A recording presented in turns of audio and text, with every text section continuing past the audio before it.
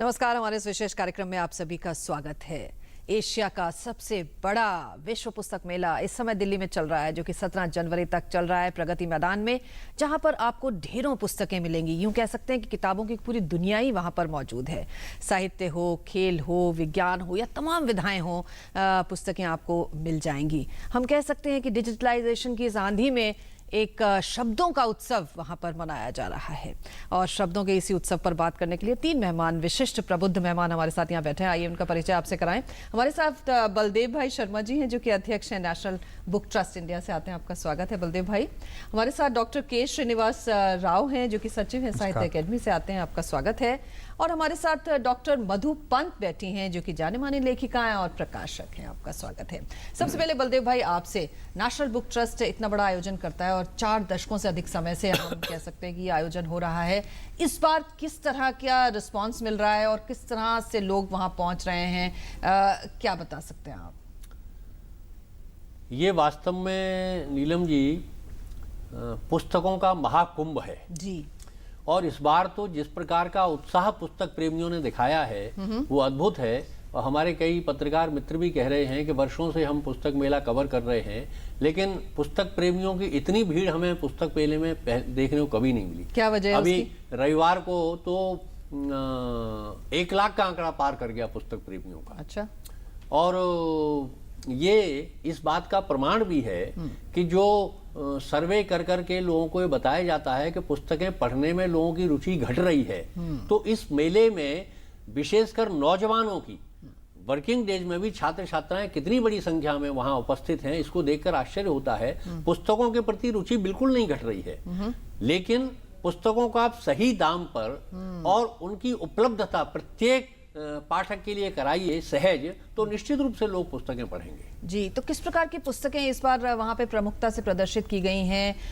किस तरह की पुस्तकों पर विशेष जोर दिया गया है? कितने प्रकाशक भाग ले रहे हैं? पुस्तकें तो वहाँ बहुरंगी हैं, विविध हैं। 30 देशों से ज्यादा के प्रकाशक वहाँ हैं। 1000 से ज्यादा प्रकाशक आए हैं। 2000 से ज्यादा वहाँ पुस्तकों के स्टॉल लगे हुए हैं अलग अलग प्रकाशकों के।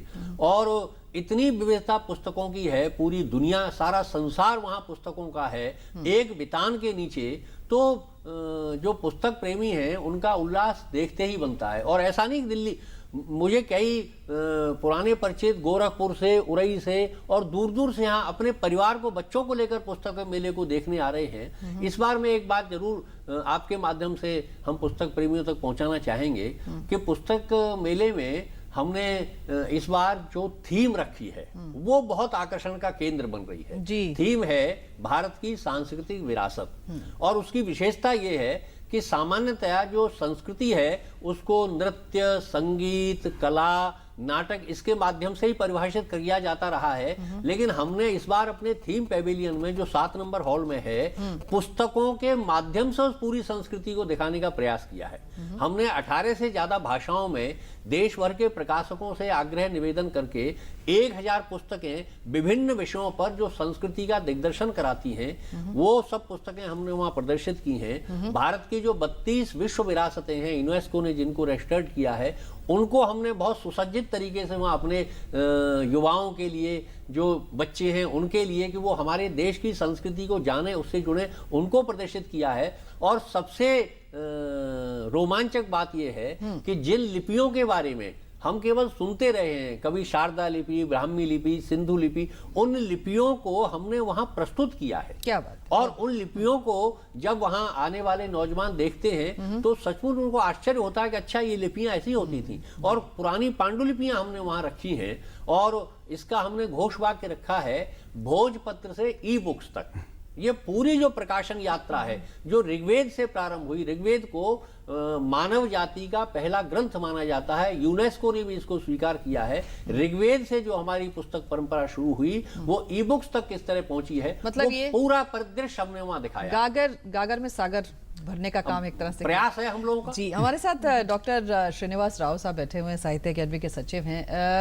अगर हम आपसे जानना चाहें, खासतौर से साहित्य अकेडमी का क्या कुछ योगदान रहता है और किस तरह की पुस्तकों के साथ इस विश्व पुस्तक मेले में आप लोग हैं? हाँ जी, मैं बिल्कुल बलदेव भाई शर्मा जी के साथ सहमत हूँ, क्योंकि इस साल जो जो पुस्तक मेला में हम जो देख रहे हैं, जो जिस तरह की जो रेस्पॉन्स है बहुत ही अच्छा है। खास तौर से मुझे लग रहा है कि ये समय भी बहुत अच्छा समय है, ऐसा लग रहा है मुझे।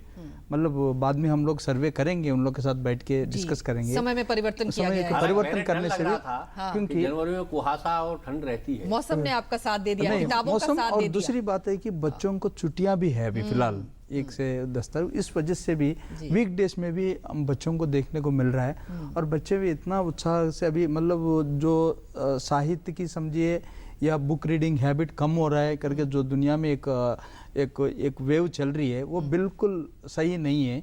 जिस तरह से किताबें बिक रही है, जिस तरह से किताबें पढ़ी जा रही है, कि जो बच्चों का तरफ से या बड़ों का तरफ से समझ लीजिए, बहुत ही अच्छा रिस्पांस है। और ख़ास तौर से जो आपने कहा था साहित्य अकादमी की, पिछले कई मेलों से देखा जाए तो इस साल हमारी दोनों स्टॉल में जो 24 भाषाओं की एक स्टॉल है एक जगह 11 नंबर हॉल में, और दूसरी जो हिंदी की जो हॉल है उसमें हिंदी का, दोनों जगह हमारी किताब बहुत अच्छे तरह से बिक्री चल रही है। मतलब लोग डिस्काउंट के बारे में भी नहीं पूछ रहे, ये एक नई अच्छी चीज़ है। मतलब डिस्काउंट हम लोग कभी कभी 10% डिस्काउंट दिया है, लेकिन लोग उस चीज़ का प्रति भी कोई इतना ज़्यादा ध्यान नहीं दे रहे। किताबें ले रहे हैं और ख़रीद रहे हैं और ले जा रहे हैं। मतलब एक किस्म का ये समय का अनुकूल समय समझिए या कोई भी समझिए, लेकिन बहुत अच्छा रिस्पॉन्स है समय।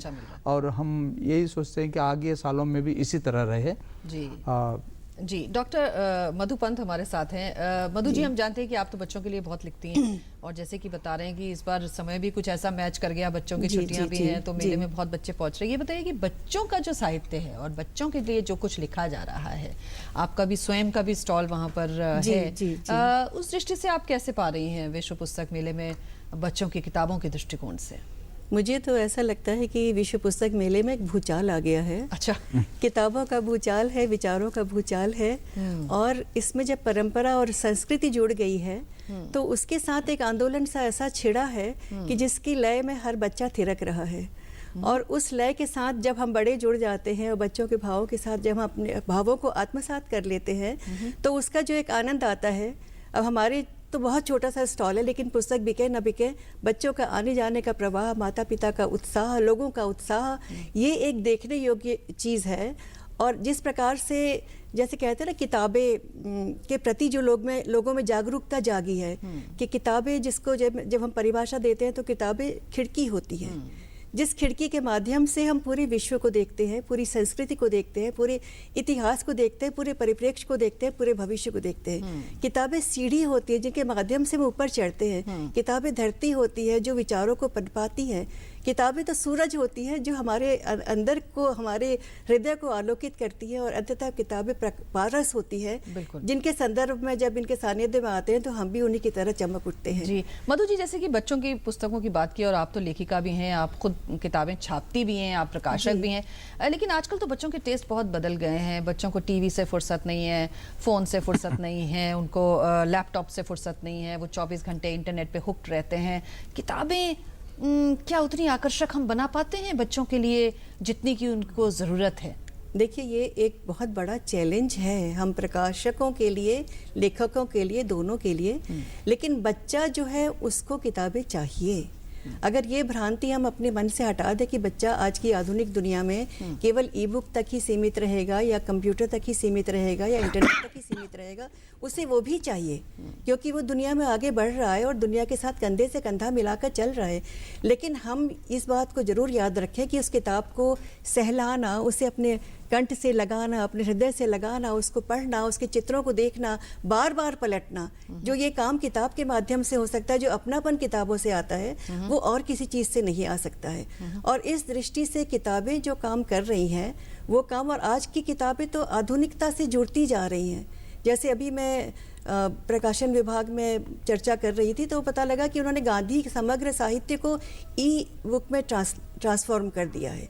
तो इस प्रकार से वो जो गांधी की पुस्तकें हैं वो ई बुक के माध्यम से भी उपलब्ध है, वो गांधी के साहित्य के माध्यम से भी उपलब्ध है। तो इस प्रकार से जो एक क्रांति आई है प्रकाशकों के अंदर भी, हमारे जैसे छोटे प्रकाशक तो वो काम नहीं कर सकते, लेकिन साहित्य अकादमी है, नेशनल बुक ट्रस्ट है, या हमारा पब्लिकेशन डिवीजन है, इनमें इस प्रकार की क्रांति ने एक बहुत बड़ा अपनी भूमिका निभाई है, जिसमें हर किताब को वो डिजिटलाइज कर रहे हैं, जिसके माध्यम से पुस्तकें हर पाठक तक हर रूप में पहुंचेंगी। जी बलदेव भाई, जैसे बात करिए कि ई बुक्स का ज़माना है साहब, किंडल का ज़माना है, लोग उस पर पढ़ना चाहते हैं, लाइब्रेरीज़ के बारे में भी, ऑनलाइन लाइब्रेरीज़ की चर्चा चल रही है, उस दृष्टि से हम कितना मतलब सामंजस्य बिठा पा रहे हैं युवाओं की थिंकिंग के साथ, उनकी जीवन शैली के साथ, उसमें भी तो कहीं जोड़ना पड़ेगा, तभी हम किताबों की दुनिया को और संपन्न बना पाएंगे। नहीं नहीं, बिल्कुल आप सही कह रही हैं। जो ये दौर है, ये IT का दौर है, हाँ। और इसमें ई बुक्स का महत्व तो काफ़ी बढ़ा है,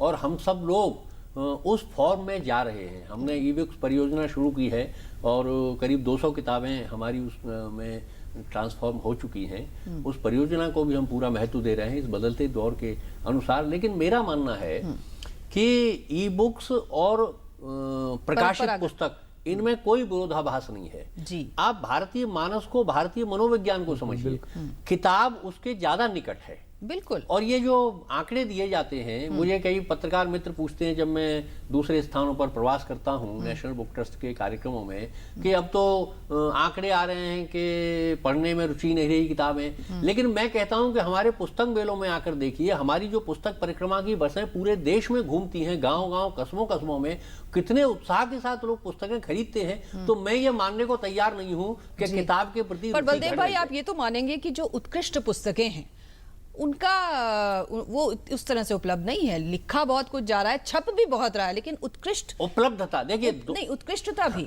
दो बातें बहुत महत्वपूर्ण है। हाँ। कि एक तो जिसे आप उत्कृष्ट कह रही हैं, ऐसा गुणवत्ता युक्त साहित्य सस्ती दरों पर मिले, वो भी है। दूसरा, दिल्ली जैसे महानगरों से बाहर निकलकर, ये तो भारत तो गांवों का, कस्बों का देश है, तो आप उस साहित्य को, किताबों को छोटे शहरों, कस्बों, गांव तक ले जाइए, उनको उपलब्ध कराइए। दूर बैठा हुआ आदमी दिल्ली तक या बड़े शहर तक कैसे आएगा? हम वो काम करते हैं, तो हमें ये अनुभव है कि किताबों का कितना स्वागत लोग करते हैं। दूसरा, एक बात मैं कहना चाहूंगा कि जो पुस्तक है, लिखी हुई किताब, वो मानवीय संवेदना को जगाती है। ई बुक से हम ज्ञान प्राप्त कर सकते हैं, लेकिन ई बुक हमारी संवेदनाओं को नहीं झंकृत करती। मैं दो पंक्तियां गुलजार साहब की, बलदेव भाई, हो सकता है युवाओं की, बच्चों की संवेदनाओं को झंकृत करती हो। नहीं, अब अगर ऐसा होता तो आप जो पुस्तक मेले में यहाँ देख रहे हैं, बड़ी संख्या में युवा किताबें खरीद रहे हैं, किताबें देखने के लिए आ रहे हैं, ऐसा नहीं होता। किताबें मनुष्य की संवेदनाओं को जोड़ती हैं। एक गुलजार साहब की दो पंक्तियां मैं कहना चाहूंगा। जी जरूर। किताबों में रखे रहते थे, आपके दौर की लाइनें हैं ये जी। किताबों में रखे रहते थे जो सूखे फूल और सूखी पत्तियां, किताबें मांगने, देने, गिराने और उठाने के बहाने बनते थे जो रिश्ते, उन रिश्तों का क्या होगा? क्या? और मांग के पढ़ने का सब क्या मजा है?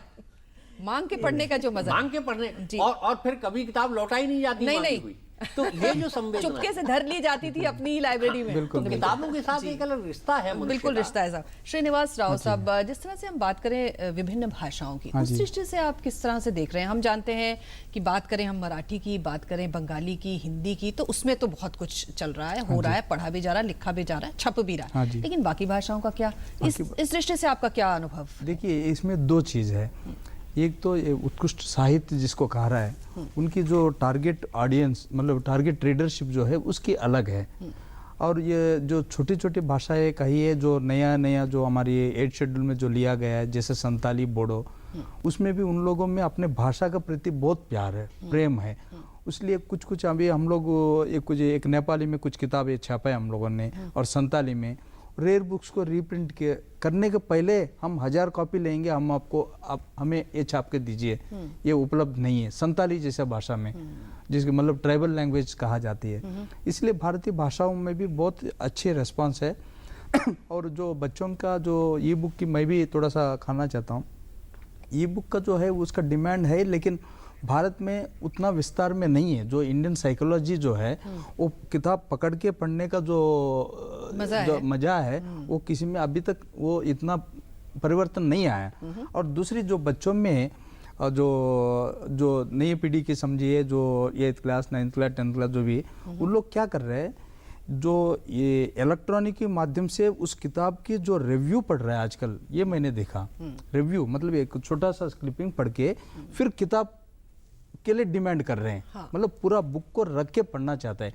कोई भी इंटरनेट में किंडल का थ्रू इस तरह से छोटे बच्चे लोग या अप टू 15 या 18 ईयर्स ओल्ड लोग जो है उन लोग किंडल का थ्रू ज्यादा सा पढ़ने का ऐसा कोई सर्वे में है ही भी नहीं। जो बड़े मतलब 30-35 साल के बाद की लोग जो है जो प्रवास में रहते हैं उसमें जो किंडल में पढ़ना वो सब रख रहे हैं। जो किताब की जो है उसकी डिमांड वैसे की वैसी ही है और भारतीय भाषाओं में भी बहुत अच्छे तरह से रीडरशिप बढ़ रही है और बढ़ते भी जाएगी। जी मधु जी, अगर हम बात करें मेले की तो पब्लिकेशन डिवीजन प्रकाशन विभाग जो भारत सरकार उसकी भी बहुत सारी पुस्तकें, जैसे आप जिक्र कर रही थी गांधी साहित्य का, बहुत सारी पुस्तकें हैं और खासतौर से जैसे कि इस बार थीम आपका जो है वो भारत की सांस्कृतिक विरासत को समेटे हुए, उस दृष्टिकोण से वहां पर उनका क्या कुछ योगदान मेले में? उनके स्टॉल को जितना मैंने देखा है उसमें हर प्रकार की पुस्तकें हैं। अजंता के वैभव की बात है कहीं पर, तो कहीं पर उसमें गढ़वाल की चित्रकला की बात है, किन्हीं पुस्तकों में art and science of playing tabla.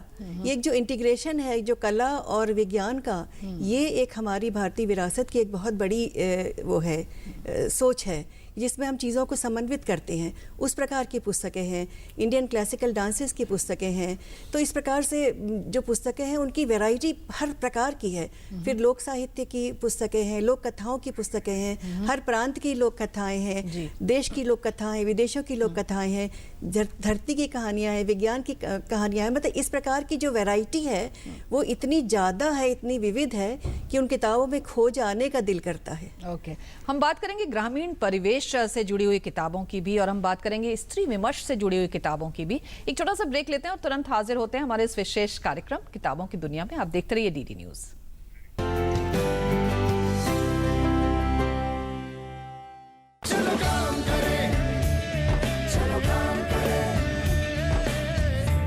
चलो सीखें एक नया हुनर और चलें काम पर स्किल इंडिया के साथ, जिसकी पहल हो चुकी है प्रधानमंत्री कौशल विकास योजना से।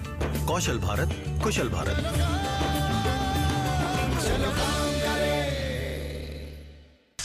Who stands guard when a billion Indians dream?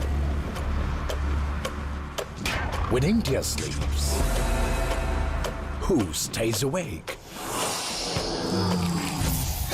In times of crisis, who holds your hand?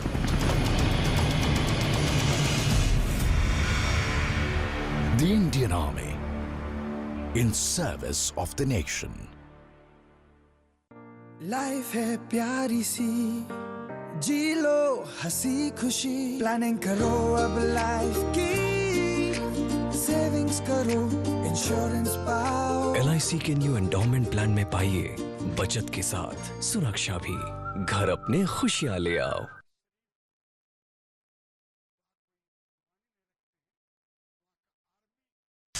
Who stands guard when a billion Indians dream? When India sleeps, who stays awake? In times of crisis, who holds your hand?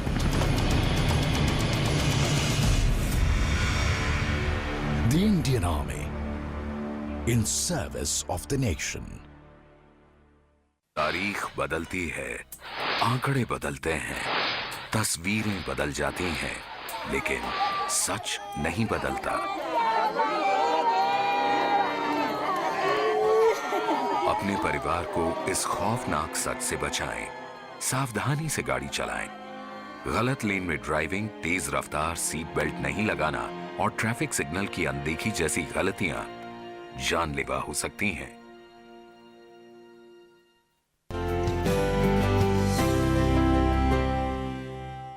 एक बार फिर से आपका स्वागत है। हम बात करें किताबों की दुनिया पर। आप जानते हैं कि 17 जनवरी तक दिल्ली में विश्व पुस्तक मेला लगा हुआ है, जहां बड़ी भीड़ जुट रही है इस समय पाठकों की, जैसे कि बलदेव भाई बता रहे थे। बलदेव भाई, अगर हम पब्लिशिंग की बात करें तो ये माना जाता है कि अंग्रेजी की अगर बात करें तो US और UK के बाद तीसरा सबसे बड़ा बाजार भारत है, और अगर उसकी व्यवसाय की बात करें कितनी रफ्तार से, 30% की रफ्तार से बढ़ रहा है। तो ये जो आंकड़े हैं ये भी काफी संतुष्ट करने वाले हैं, खासतौर से ये कि भाई किताबें छप रही हैं और जाहिर है छप इसीलिए रही हैं, खप रही हैं इसीलिए। इन आंकड़ों से भी अनुमान लगता है कि किताबें पढ़ने वाले लोग हैं, हाँ, तभी तो छप रही हैं। बिल्कुल। और केवल अंग्रेजी में ही नहीं, भारतीय भाषाओं में भी, हम तो नेशनल बुक ट्रस्ट तो 32 भाषाओं में पुस्तकें प्रकाशित करता है। और जैसा राव साहब ने बताया कि ऐसी भाषाएं जिनको अभी बहुत ज़्यादा संरक्षण नहीं मिल रहा है और उनके कम बोलने और जानने वाले लोग हैं, इसके बावजूद उसमें पुस्तकें प्रकाशित हो रही हैं और उन लोगों में एक ललक है। मैं एक छोटा उदाहरण आपको देना चाहूँगा। त्रिपुरा में एक भाषा है कोकबोरो। तो त्रिपुरा की करीब 16 जनजातियों में से 9 जनजातियां कोकबोरो को बोलती हैं।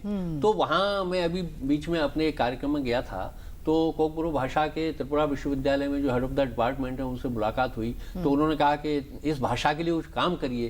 तो हमने कहा कि कुछ लोगों को और बुलाई, 4-5 लोगों के साथ हम बैठे, विषय निकला और हमने 10 पुस्तकें कोकबोरो भाषा में प्रकाशित करने का एक अनुबंध किया, जिसमें से 5 मौलिक पुस्तकें होंगी वहीं के लेखकों की उस भाषा में और 5 अन्य भारतीय भाषाओं में से अनुदित कोकबोरो में होंगी। तो ये भाषाओं के प्रति जो ललक बढ़ रही है लोगों में, अगर तालाब में बैठा हुआ व्यक्ति चाहता है कि भाई हमारी भाषा में किताबें निकले, बिल्कुल। तो किताबों के प्रति, पढ़ने के प्रति चाह इसीलिए ललक है। तो किताबों का प्रकाशन जिस बड़े स्तर पर भारत में हो रहा है, विश्व में अग्रगण्य स्थान इसका है। और जैसे अभी आप कह रही थी कि ये जो पुस्तक मेला है ये एशिया का सबसे बड़ा पुस्तक मेला है। और एक बात और मैं जोड़ना चाहूंगा इसमें, अभी ई बुक्स की बात चल रही थी, कल हमारे पुस्तक मेले में एक सेमिनार था, एफ्रो एशियाई seminar on marketing of books. उस पर कई देशों के प्रकाशक उसमें आए थे। तो उसमें एक सज्जन श्रीलंका के हैं, वो उस एसोसिएशन के चेयरमैन भी हैं। उन्होंने अपने भाषण में बताया कि ई बुक्स की जो टर्नओवर है वो काफी तेजी से घट रही है। अच्छा, उसके प्रति बहुत उल्लास नहीं है लोगों में, क्योंकि ई बुक्स की अपनी मर्यादाएं हैं। आप उसको लेकर और उपलब्धता भी है, और विशेषकर ऐसे देशों में जहां ई बुक्स को सपोर्ट करने वाले जो नेटवर्क है, वो चाहे बिजली हो चाहे दूसरे संसाधन वो है कि नहीं, ये भी वो अगर सुदूर क्षेत्रों तक नहीं है तो ई बुक्स कैसे फायदा नहीं। श्रीनिवास राव साहब से जिस तरह से हम जान रहे हैं कि महिला विमर्श की अगर हम बात करें, स्त्री विमर्श की बात करें, ग्रामीण परिवेश से जुड़े हुए जो चीजें हैं, क्या उनको पुस्तकों में किस हद तक प्रतिनिधित्व मिल रहा है और ऐसी पुस्तकें मेले में कितनी उपलब्ध हैं? तो आपकी क्या जानकारी है इसके बारे में? देखिए, एक तो ग्रामीण में जो महिलाएं हैं उनको उपलब्धि उनको मिलने के मतलब, जैसा भारत में जहाँ तक पीछे अभी कुछ दिनों में मैंने कुछ आंकड़ा निकाला था, 6,34,000 गाँवें हैं हमारे भारत देश में। और उसमें बहुत सारे, पहले आप याद होगा कम से कम 20, 25, 30 साल पहले हर गांव में ग्रंथालय होते थे, ग्राम पंचायत द्वारा चलाया जाता था, जिसमें हम लोग, हमारे सिस्टर्स के लिए समझिए, माँ के लिए समझिए, वो सभी लोगों के लिए किताब लेने देने, इसमें ग्रंथालय बहुत अच्छे से चलते थे। वो थोड़ा सा अभी इतना संतोषजनक नहीं है। वो उसको हम रिवाइव करने से ये जो रीडरशिप है वो महिलाओं का प्रति थोड़ा सा ज़्यादा हम ध्यान दे सकते हैं, क्योंकि गांव में रहने वाले महिलाओं के लिए, क्योंकि सभी गांव में रहने वाले महिलाओं वो इस शहर में आके इस तरह से विश्व मेला में भाग लेने में थोड़ा सा तकलीफ हो सकती है सभी लोग। इसलिए ग्रंथालय की जो मूवमेंट हम लोग थोड़ा सा डेवलप करें, उससे ये पुस्तक की जो बिक्री का भी थोड़ा सा तेजी में चलेगी, पब्लिशर्स को भी अच्छा रहेगा, और जो साथ साथ जो है वो लाइब्रेरी मूवमेंट जो देश में जो चल रही है और रीडरशिप समझिए, उस चीज़ों को भी हम लोग प्रोत्साहन देके आगे बढ़ा सकते हैं। जी डॉक्टर मधु, जिस तरह से हम देखते हैं कि आज हर बच्चे के पास में, मतलब शहरों में देख लें आप, बच्चों के पास जनरली फ़ोन रहता है और माता पिता को भी बड़ा अच्छा लगता है, वो उन्हें फ़ोन गिफ्ट करते हैं। किताबें गिफ्ट करने में थोड़ी सी आजकल दिखती है, बच्चे भी कहते हैं किताबें दे दी, ऐसा भी देखा गया है। तो ये जो रुचि का सवाल है, और अच्छी पुस्तक, एक ढंग की पुस्तक जिसमें एक आकर्षण बने बच्चों के लिए पढ़ने का, ये संस्कार भी तो हमें डालने पड़ेंगे। ये संस्कार थोड़े थोड़े कभी कभी लगता है कि कभी कभी सोसाइटी से दूर जा रहे हैं। ये आपकी मतलब जो आपने बात कही है बिल्कुल सच है कई मायनों तक, लेकिन इसके लिए माता पिता को ज़्यादा सुसंस्कृत होना पड़ेगा। बच्चा तो चाहता है उसे किताबें मिलें, उसकी तो हर समय दृष्टि किताबों पर होती है। तो माता पिता को अपनी सोच में थोड़ा बदलाव लाना पड़ेगा कि वो मोबाइल दें या कहीं खाने पीने में खर्च कर दें या कपड़ों की बहुत अच्छी पोशाक दिलवा दें, तो पुस्तक भी उतनी ही ज़रूरी है बच्चे के लिए। और बच्चे को भी हमें प्रकाशकों को भी सोचना पड़ेगा कि हम ऐसी किताबें छापें जो बच्चे को आकर्षित करें, कि उनके चित्रों को देख के, उनकी छपाई को देख के, उनकी गुणवत्ता को देख के बच्चा सहज ही आकर्षित होकर उसे अपने अंक से लगाने का दिल करे। और लेखक को भी सोचना पड़ेगा कि वो किस प्रकार के विषय में लिखे, ऐसे विषय चुने जो विषय बच्चे को आकर्षित कर सके। वही घिसी पिटाई परंपरा की हम परंपरा के नाम पे घिसी पिटी चीज़ें ना कहें, हम परंपरा को साथ लेते हुए नई सोच के साथ, वैज्ञानिक तर्ज के साथ, आधुनिकता के साथ, पुरानेपन को जोड़ते हुए कुछ नई चीज़ अगर बच्चों को दे पाएंगे तो बच्चा ज़रूर उस किताब को लेना चाहेगा, पढ़ना चाहेगा, और माता पिता भी उसके प्रति आकर्षित होंगे। जी बलदेव भाई, चलते चलते जो हम कहते हैं ना कि पढ़ने के संस्कार भी हमें लोगों को देने पड़ेंगे। आजकल फेसबुक, ट्विटर और तमाम सोशल मीडिया साइट्स पे जो लोग लिखते हैं और जो उनको पढ़ते हैं तो लगता है कि पढ़ लिया, काफ़ी हो गया, जीवन शैली से संबंधित कुछ चीज़ें देख ली, हो गया। तो ये जो पढ़ने के संस्कार हैं, इसके अंकुर भी हमको कहीं बोने पड़ेंगे, तभी हम किताबों की दुनिया को और विस्तार दे पाएंगे। और कोई भी राष्ट्र तभी समृद्ध होता है जब उसके लोग पढ़ने में रुचि लेते हैं। तो इसके बारे में चलते चलते आप क्या कहेंगे? मधु जी ने जैसे कहा कि पहले एक दौर था जब बच्चों को पुस्तकें जन्मदिन पर गिफ्ट की जाती थी। ये मैं हर जगह निवेदन करता हूँ माता पिता से कि बच्चों को पुस्तकें भेंट करने का बिल्कुल एक चलन फिर से खड़ा करना पड़ेगा। बच्चे पुस्तकें नहीं पढ़ेंगे तो फेसबुक और इस सब ट्विटर वगैरह से वो तात्कालिक जुड़ाव तो महसूस कर लेता है, लेकिन पुस्तक जीवन का जुड़ाव निर्माण करती है, मूल्यों का, संस्कारों का निर्माण करती है। इसलिए आपका प्रश्न बहुत उचित है ये कि इसके लिए माता पिता को, समाज को जागृत होना पड़ेगा। कि मैं एक बात और इसमें जोड़ना चाहूँगा, मुझे याद आ गई अभी बच्चों की बात से, कि हमने जैसे हम बच्चों को पुस्तकें पढ़ाने के प्रति आग्रह करना चाह रहे हैं, वैसे ही हमने एक प्रयास ये भी किया है कि भारत में हमारे श्रेष्ठ लेखकों की एक लंबी परंपरा है, लेकिन अगर नए लेखकों को अवसर नहीं मिलेगा तो फिर लेखन की परंपरा कहाँ जाएगी? और जब तक लेखक को कुछ मिलेगा नहीं, तो एनबीटी ने नए लेखकों के लिए, युवा लेखकों के लिए, 40 वर्ष की आयु तक के लेखकों के लिए एक नवलेखन माला शुरू की है कि वो किसी भी विषय में, किसी भी भारतीय भाषा में पुस्तक लिखें। और इस बार विश्व पुस्तक मेले का एक आकर्षण ये भी है कि हमने 16 पुस्तकें, जिसमें एक हिंदी और 6 भारतीय भाषाएं हैं, उनका नवलेखन माला का एक नया न्यू राइटर्स कॉर्नर बनाया है। वहाँ उन पुस्तकों को प्रस्तुत किया है। हमारी मंत्री ने, मानव संसाधन विकास मंत्री ने मेले के उद्घाटन के समय थीम पेविलियन में उस नवलेखन माला का भी विमोचन किया है। तो जैसे नए लेखकों को प्रमोट करने की आवश्यकता है, ऐसे ही साहित्य को बचाना है, लेखन को बचाना है, तो बच्चों को पढ़ने का संस्कार देना ही पड़ेगा। ये जिम्मेदारी हम सब की है, माता पिता की। जी चलिए, हमें उम्मीद है ज़्यादा से ज़्यादा लोग, पाठक वहाँ पहुँचेंगे विश्व पुस्तक मेले में। बहुत बहुत धन्यवाद आप सभी का हमारे साथ इस बातचीत में शामिल होने के लिए। और इसके साथ ही हमारा विशेष कार्यक्रम हम यहीं ख़त्म करते हैं और आपसे गुजारिश करेंगे कि 17 जनवरी तक ज़रूर बड़ी संख्या में दिल्ली के प्रगति मैदान में चल रहे विश्व पुस्तक मेले में जाएं। नमस्कार।